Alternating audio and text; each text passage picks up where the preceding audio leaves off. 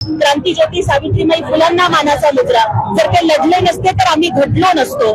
शाक्य संघ ही सेवानिवृत्त पोलीस अधिकाऱ्यांची संघटना ती आज मानवंदना देत आहेत. त्यांनी मला प्रमुख अतिथी म्हणून बोलवलं होतं. चळवळीच्या कार्यकर्त्यांनी महात्मा फुलांची पगडी माझ्या डोक्यावर घालून माझा सन्मान दिलाय.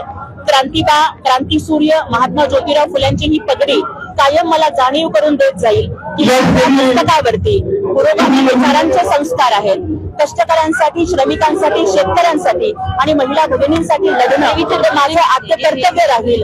ही पगडी मला याची सतत जाणीव करून देत राहील आणि याच विचारांवरती मी आजन्म चालत राहील. शरद पवारांनी एक भाष्य केलंय, वारकरी संप्रदायासारख्या चळवळीतही प्रतिगामी लोकांची घुसखोरी दिसते आहे आणि मांडणी करताना 60% लोकांची मांडणी ही धर्मार्थ शक्तींना बळ देणारी आहे. मला वाटतं ताई की मी आज इथं महात्मा ज्योतिराव फुलांना अभिवादन करण्यासाठी आले. त्यांची जयंती आहे. आज आपण महात्मा फुलांच्या वाड्याच्या पवित्र प्रांगणात उभे आहोत. कुठल्याही राजकीय विषयावरती भाष्य करणं किंवा टीका टिप्पणी करणं हे या प्रसंगी तरी मी योग्य समजत नाही. माझ्या अंतःकरणापासून क्रांतीसूर्य महात्मा ज्योतिराव फुलांना मानाचा मुजरा. क्रांतीज्योती सावित्रीबाई फुलांना मानाचा मुजरा. जर ते लढले नसते तर आम्ही घडलो नसतो. आणि माननीय उपमुख्यमंत्री एकनाथजी शिंदे साहेबांनी या सावित्रीच्या लेकीला राज्यसभेचा खासदार बनवलं आणि त्यांना मानवंदना देण्यासाठीच मी सावित्रीबाईंच्या वेशात शपथ घेतली.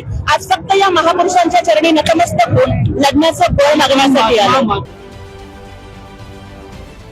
महाराष्ट्रातील सर्व बातम्यांचे विश्वासार्ह व्यासपीठ. सकाळच्या सर्व सोशल मीडिया प्लॅटफॉर्मला लाईक, फॉलो आणि सबस्क्राईब करा.